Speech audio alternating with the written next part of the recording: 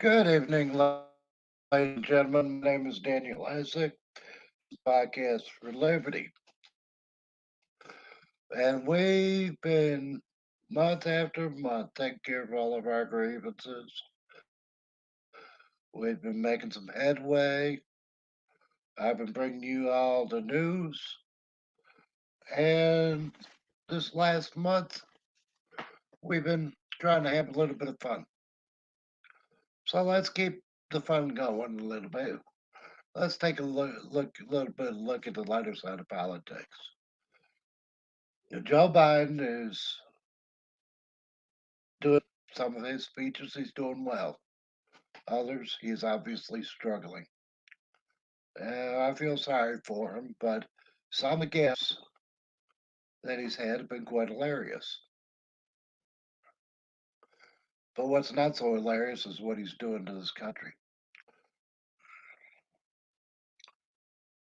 We all must engage.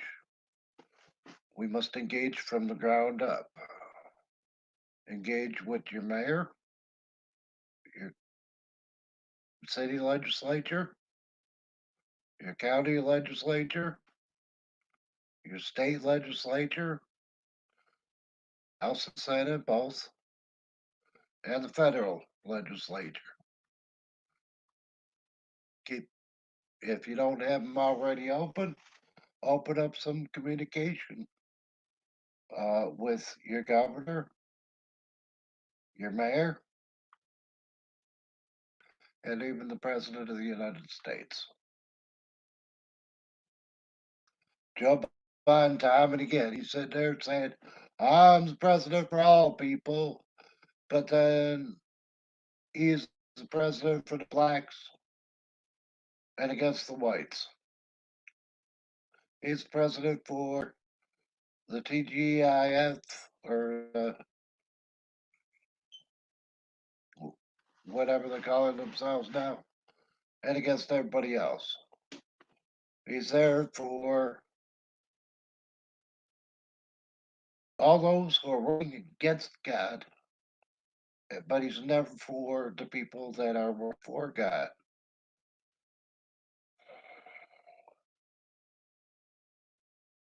Joe Biden wouldn't know a good thing if it bit him in the butt, but all he knows is how to do evil.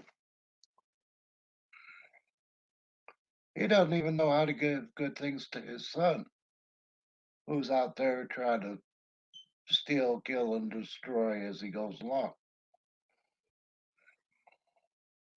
Joe Biden's buddy with the enemies to the Union, Iran, China, the Soviet Union. He's trying to bring in a totalitarian form of government, which is totally un American. He is taking the government of the people, by the people, and for the people, and turning it into the government of Joe Biden, by Joe Biden, for Joe Biden. He doesn't care about any of us. He cares about himself, his power, and what he can get away with. Now, to tell you the truth, I think half the time he doesn't even know what time of day it is, or I don't think that he realizes half of what he's doing. I don't for a moment believe Joe Biden's really running this country. I believe there are people behind the scenes that are shoving papers in front of Joe Biden to sign them, sitting there saying, "Sign these," and he signs them. I think they put speeches in front of him for him to read. As long as he does that, he does pretty good. As long as he has a teleprompter, he does all right. But when he starts going off the cuff, he gets confused very easily and very regularly. I'm not sure if Joe Biden really is fit for the office for president, but he is president. Kamala Harris is chomping at the bit, waiting for her turn. It'll come soon enough, I'm sure. The Democrats are not known for their loyalty. If it was a bunch of Republicans in there, Joe Biden would be getting a lot more assistance because they'd be trying to hide the fact. If you take a look, nobody's really trying to hide anything. I'd love to be able to do the 25th Amendment on Joe Biden right now, but they don't think they have enough evidence to make it stick. Or they truly don't believe Joe Biden's far gone enough to make it stick.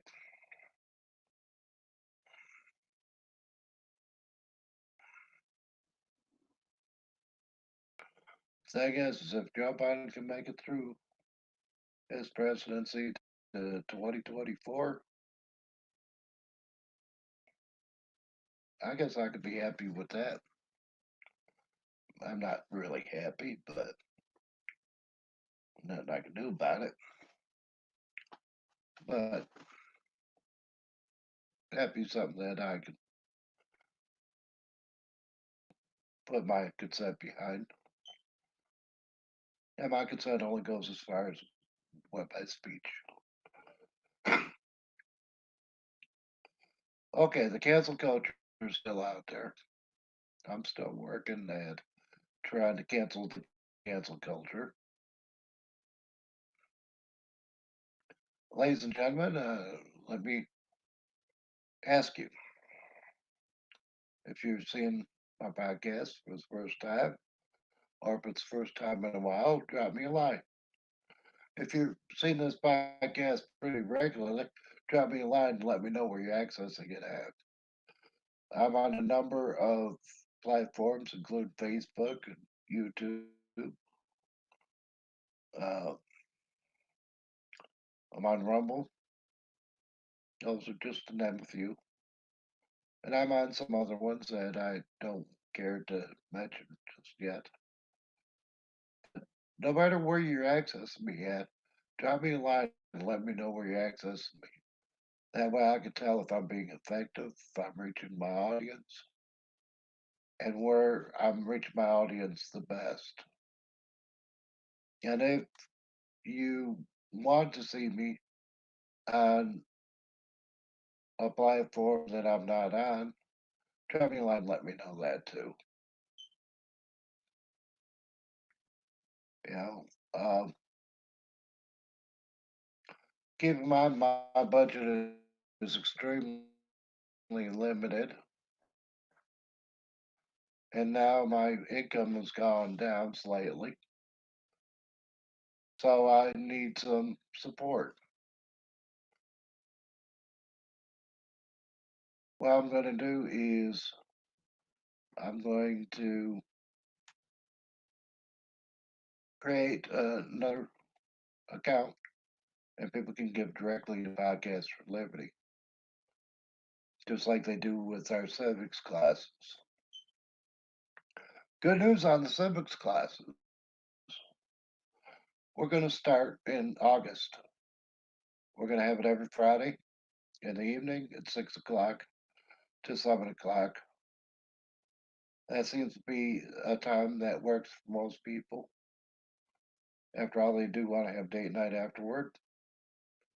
And an hour a week is not much time, but people seem to be willing to give that much for their education.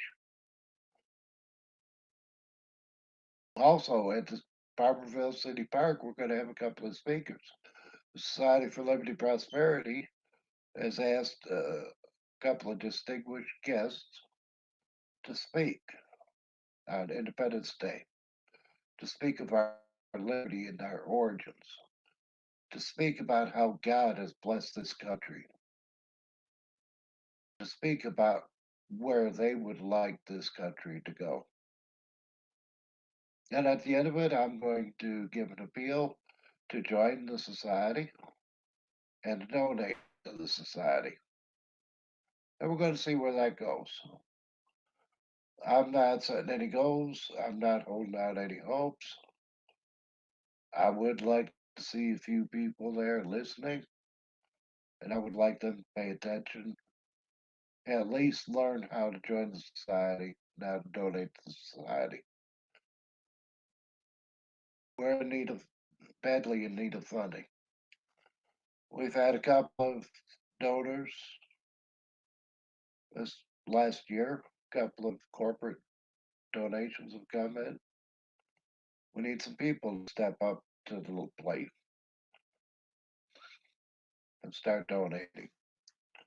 I would love to have people donate on a regular basis. Even $2 a month would go a long way toward our budget. And keep in mind, the Society for Liberty Prosperity sponsors podcasts for Liberty. Also, Society for Liberty Prosperity has sponsored our Memorial Day picnic. And there are a couple other events that are coming up that are in the works where the Society for Liberty Prosperity shall sponsor other events. We're trying to figure out what the events look like, where they're going to be, and how they're going to be. And Daniel Boone Festival is coming up in Barberville. Mark your calendars for that. As soon as I get the dates, I'll let you know. There's a lot of things going on. Barberville is waking back up. Now that we're coming through the end of COVID, it's time to get back to the business of living and of life. For we all have the rights to life, liberty, and the pursuit of happiness. So let us all keep those rights and exercise those rights and be in those rights and allow others to have their rights as well. And talking about having those rights, we're undertaking projects, and I'm in contact with our senators and congressmen. The January 6th disturbers, notice I said disturbers, not insurrectionists. It was not an insurrection. There were no weapons seized. An insurrection is by definition an armed event. No one was armed. They all went in to the Capitol. And the only death that I know of that's attributable to the disturbance was the young lady that was killed by a Capitol police officer. All the rest of the deaths were natural causes or accidental. There were no arms that I could tell. No one was arrested for arms, although they would have you believe otherwise.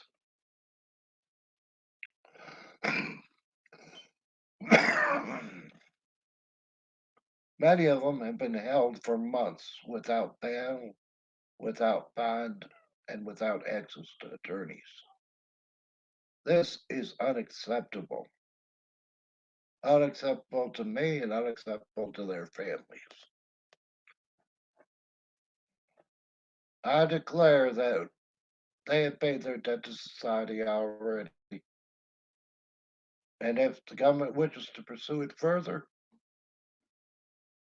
then move them towards having access to their attorneys, give them bond, and start moving in the direction of a jury trial. Those are their rights. Being held for months without benefit of trial is un-American. America's better than that. We don't hold political prisoners. We don't hold prisoners for political gain. I don't know where Joe Biden's getting off doing that, or Nancy Pelosi, or any of the rest of her ilk.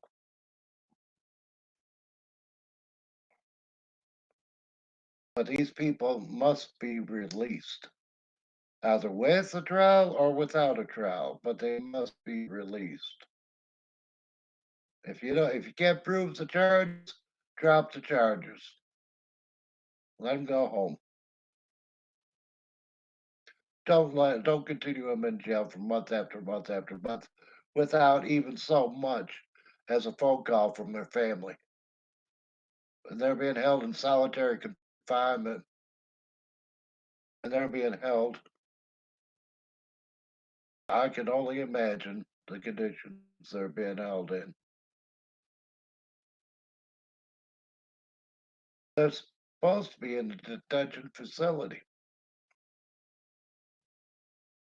But I wonder what the plumbing is like. I wonder what the quality is of the food that they're being fed. Uh, is it possible that they may be getting poisoned? I haven't heard any of them dying yet, but yeah, it's that they do in Iraq, Iran, China, Saudi Arabia. Many of these countries which are against the United States, they kill their own people. They kill their political prisoners. That is a concern of mine. If we're keeping political prisoners, if we're keeping prisoners for political gain, then killing them is the next step. We as Americans cherish life, promote life. We as Americans tell people they have a right to their life, and no one has a right to take it, even the government.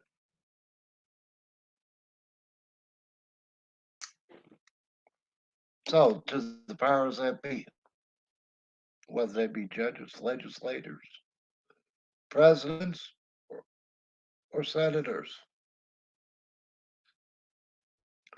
move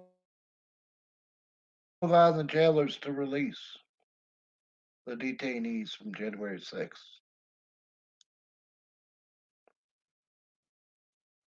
Either charge them and set them for trial immediately, release them and allow them to go home. That is what I declare. That is what I demand.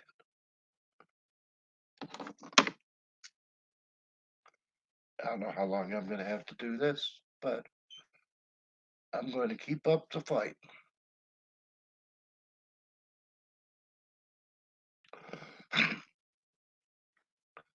That, I believe, is the most important issue of our time at this time, short of a war, which I'm afraid Joe Biden will get us into. Oh, he's not going to be meaning to. He's buddy with China, and next thing you know, China's going to be talking all nice with them and everything, and then they're going to send their submarines over here to destroy us.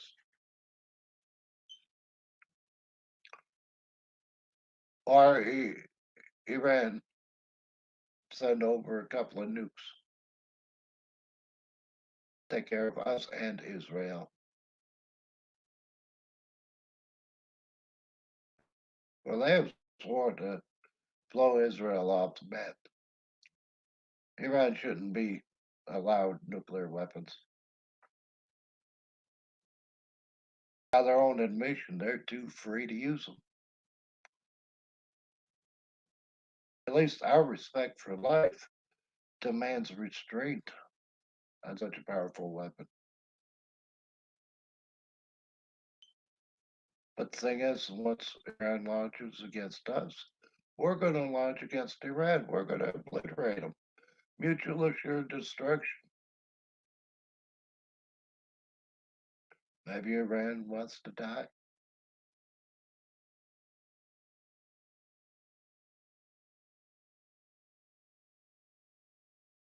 That could be.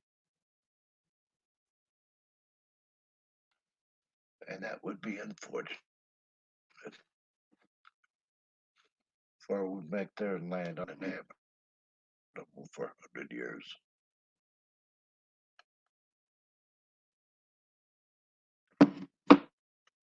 But I think they're crazy enough to do it.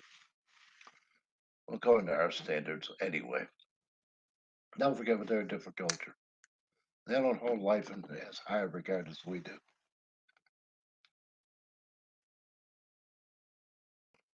Until next week, my name is Daniel Isaac. This is Podcast for Liberty. Thank you.